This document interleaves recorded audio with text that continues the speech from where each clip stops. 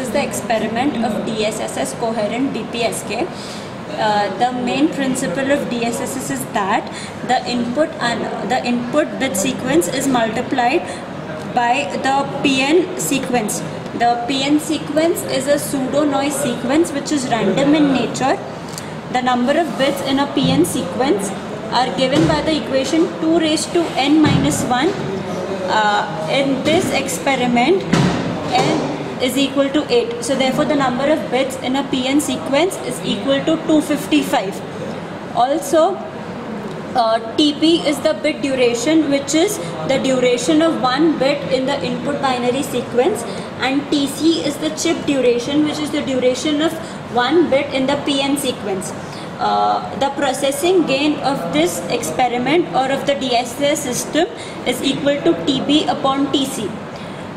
The bandwidth of the unspreaded signal, which is the original binary signal, is 1 upon TB, whereas the bandwidth of the spreaded signal, which is the signal multiplied with the PN sequence, is 1 upon TC. Therefore, the processing gain is also given by bandwidth of spreaded signal upon bandwidth of unspreaded signal. Also, one important point to note is the relation between TB and TC. TB is equal to n times TC, where n is equal to the number of bits in PN sequence, which is equal to 255 for this experiment.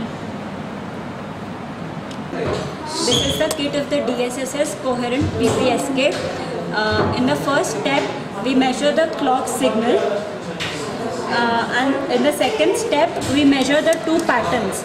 The pattern with the most zero crossings is selected, and thus we selected pattern 1, which is 10100, and also the output of the PN sequence generator is seen on the DSO.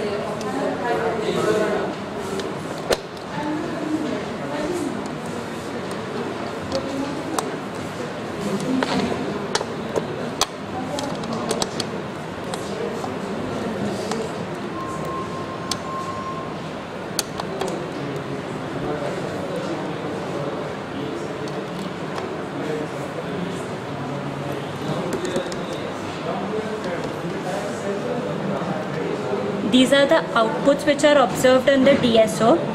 This is the clock, this is the PN sequence, and this is the binary data 10100.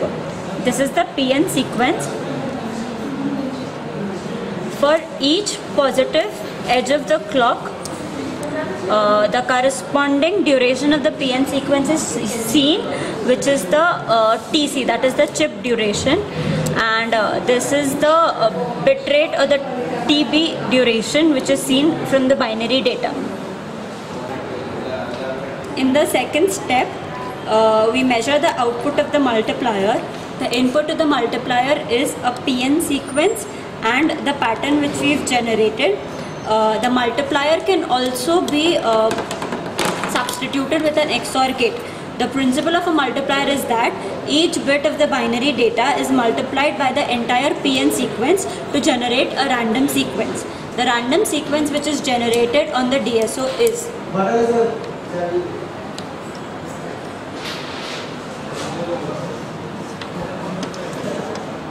this is the random sequence which is generated on the DSO, and it changes every time according to the PN sequence.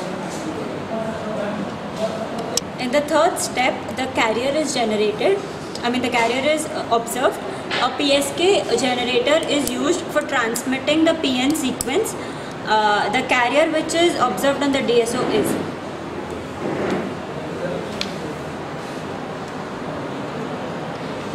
this is the carrier signal which is used, and the frequency of the carrier signal is 20 kilohertz.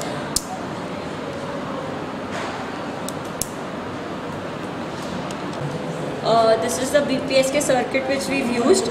The output of the multiplier is given as input to the BPSK circuit, and the output of the BPSK circuit is followed.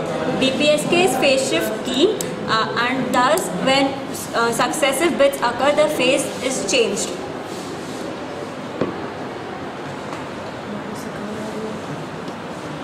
This is the BPSK sequence which is generated, and here we can observe two phase shifts which occur due to the occurrence of 1 0 and 0 and 1 simultaneously. Up till now, the transmission of the DSSS signal is done, and now we will perform the receiving part. Because this is a DSSS coherent PSK, we have to regenerate or reconstruct the carrier signal. For the reconstruction of the carrier signal, 3 blocks are used: the squaring circuit, the bandpass filter, and the frequency divider. The output of the squaring circuit is a frequency, doubled frequency of the carrier, that is 2fc, along with the DC component. The squaring circuit is required to remove any phase differences which are present. After that, a bandpass filter is used. This bandpass filter has a frequency of 2fc, and thus it removes the DC component. After this, we use a frequency divider circuit. This is the frequency divider circuit which divides the 2fc frequency by 2 to get the same carrier frequency fc back. The change here is that the carrier wave which is obtained is a square wave, and the output of the carrier wave obtained on the frequency divider circuit is as shown.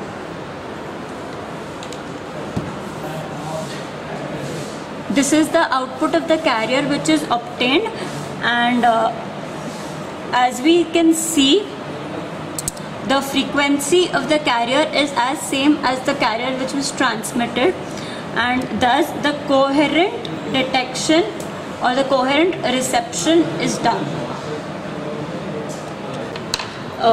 Now the output of the frequency divider circuit, that is the carrier signal, is applied as input to the PSK receiver.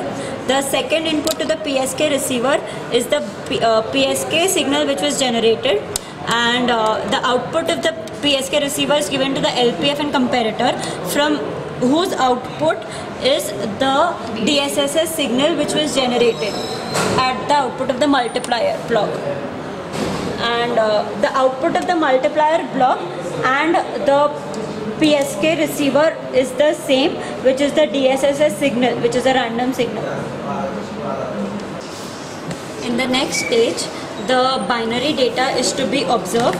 To the binary data, one input is the output of the PSK receiver, whereas the other input is the PN sequence, and the output binary data has to be same as the input binary data which was applied.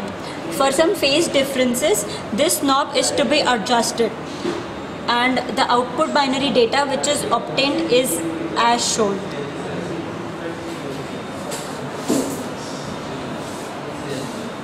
This is the output binary data obtained, and this is the input binary data.